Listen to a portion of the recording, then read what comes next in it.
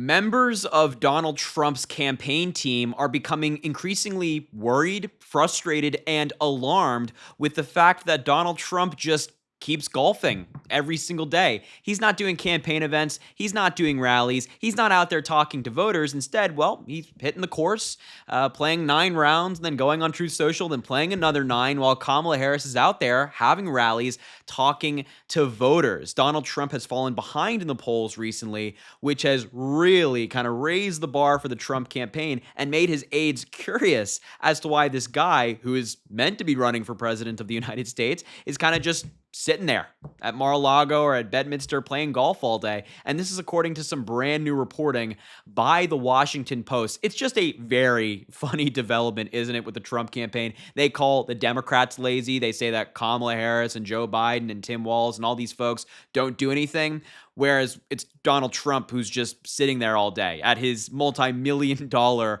resort. So here's the article on your screen. I just want to show you this article. We'll talk about it a little bit from the Washington Post.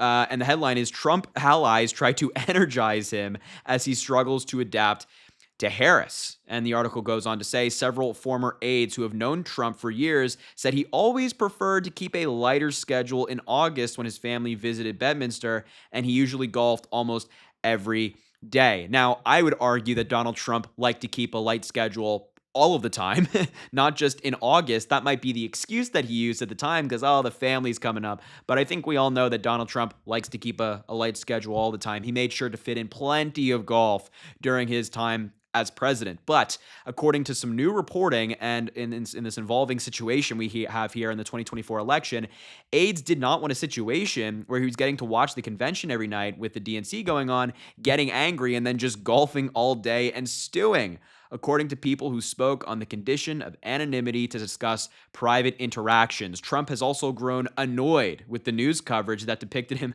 as not working as hard as his opponent, one person who talked to him said. So you have Donald Trump's aides over here.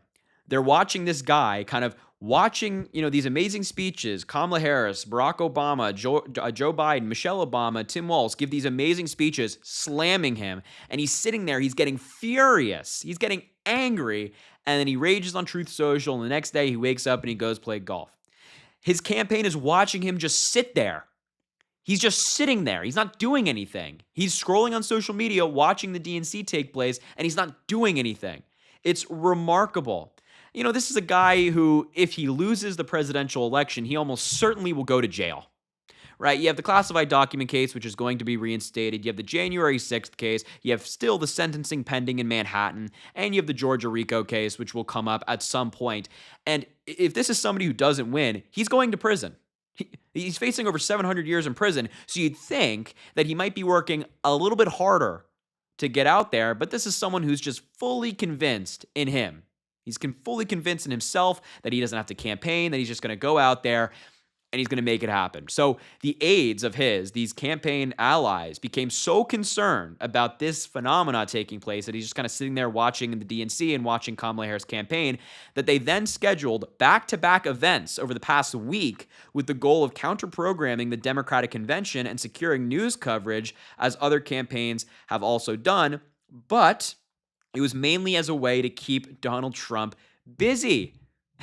They have to schedule events for him to keep him busy. And I just find it so funny that the goal was to counter-program the DNC because it failed miserably. I don't know about you. I was at the DNC, so maybe I'm a little bit biased on this. But when I was there, nobody was talking about Donald Trump. Nobody was watching Trump campaign speeches. Nobody was watching whatever he was doing or reading his Truth Social page and paying attention to that endless feed of nonsense and lies. People were watching the DNC. They were watching these talented speakers, these amazing activists, these elected officials get up there, talk about Kamala Harris, the stakes of this election, and of course, how awful Donald Trump is and his 4-year term. Nobody was listening to Donald Trump. So I think that counter-programming went pretty badly. But even then, it still didn't seem to go that well. This was the plan. Keep him busy. Keep him out there. Keep him active. Keep him not focused on anything keep him focused on anything but the DNC, and it just didn't go to plan. As the article says, the candidate, though, often appeared reluctant. He frequently departed from the policy themes assigned to each day's events, an attempt to keep him focused on poll-tested messages, illustrating his continued struggles to find his footing in a changed race. So you have the Trump campaign. Just envision this for a second. You have the Trump campaign.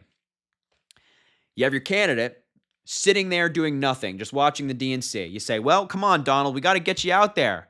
Come on. And he gets out there, and you have a whole speech for him. You have all of these policy-tested issues, things that poll well with people, and then he doesn't do any of it. So it's almost like this is why it's so terrible to be on the Trump campaign. I've said that one of the worst jobs in the world is being one of Trump's lawyers, but maybe a Trump campaign official is kind of up there or on the same footing, because you have a candidate who's not campaigning and he's going down in the polls, but then when he does campaign, it's awful and he makes people hate him more. So what do you do? What do you do? Kamala Harris and Governor Tim Walz, VP Harris and Tim Walz, we can send out there, and we're so happy to hear them speak. People are excited. They're packing the venues that they're speaking at. But with Donald Trump, they don't have that liberty. They don't have that privilege, I guess, of sending your candidate out there and being confident in their ability to stay on topic.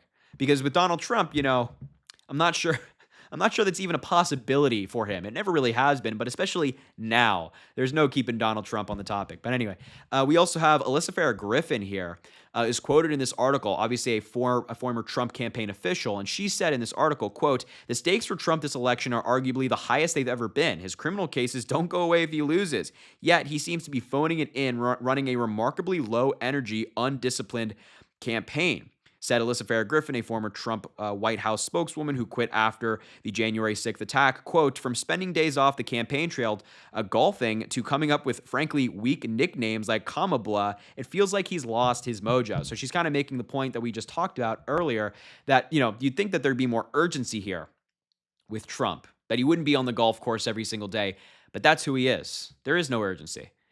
And that certainly wouldn't be the case if he was president. There'd be no urgency to help the American people. There'd be no urgency to pass bills. There'd be urgency to lower his golf score, maybe get in a few less putts, but nothing else. Anyway, finally, the article says, a person close to the campaign said Trump does not like reading issue-focused speeches that do not entertain his live audience. At an event Thursday at the southern border, the first words out of Trump's mouth took aim not at Harris's immigration policies, but instead at the Democrats' decision to choose Harris as President Joe Biden's replacement at the top of the ticket. And that kind of goes back to what we were saying earlier. It's like you have a candidate who needs to be out there campaigning, but when he does, it's terrible. It's a disaster.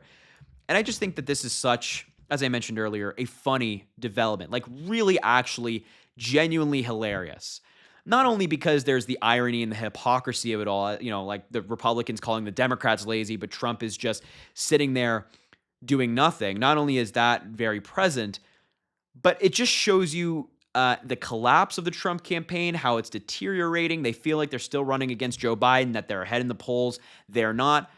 But also the more concerning aspect of this story is this is what a Trump presidency would look like. I mean, when he was younger, when he was president the first time, he was still golfing almost every single day, or at least I think the math came out to almost a year straight. If you put all the days together, it almost came out to 365 days of his presidency he was golfing. So for 1 year out of 4 years, he was golfing. Now imagine it now. Imagine if Donald Trump wins and becomes president. That would be like times 5. He'd be golfing every day, if not every other day. He'd be at his resorts. We'd have like these really big issues happening in the country, happening around the world. And you'd be like, well, where's the president of the United States? What is he going to do about this? What is he going to say about it? And what do you know? He's on the golf course. He's golfing with his buddies, his rich billionaire buddies who are donating to his campaign or donating to whatever it would be if he was elected. That's a pretty scary prospect. It's a pretty scary prospect. If Trump can't even be motivated to campaign now, when his freedom is on the line, why should any American expect that Donald Trump, when in office, would actually do something for the people? I don't think anybody should expect that. You have former Trump administration officials kind of pointing this out, current campaign officials pointing this out, former campaign officials pointing this out. It's like, folks, this is not the Trump of 2016 who is out there having 2 or 3 rallies a day. This is the Trump of 2024 who can't run a campaign and certainly can't run a country. So, His aides are scared. They should be, because Kamala Harris is out there talking to voters. He's out there perfecting his putt, which is not even that great to begin with. Anyway, I will leave it there. I just wanted to bring this story to your attention. I appreciate you being here. Thank you so much for watching this video. Make sure to subscribe down below. It goes an incredibly long way. Also, drop a like on the video and comment. Let me know what you think about all this. And as I always say, I greatly appreciate you, and I hope you have an amazing rest of your day.